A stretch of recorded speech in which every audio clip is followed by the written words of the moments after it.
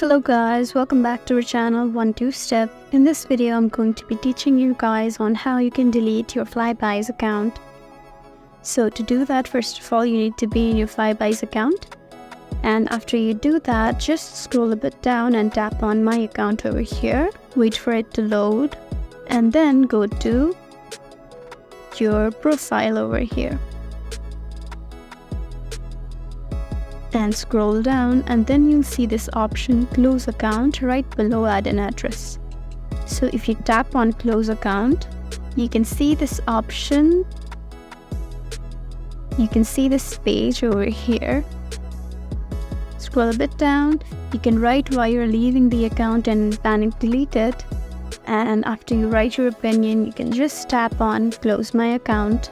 And after that, you'll be able to successfully delete or close your account. If you found this video helpful, please leave us a like and drop a comment down below. And if you want more videos like these, then please subscribe to our channel. We'll see you again next time. Thank you for watching.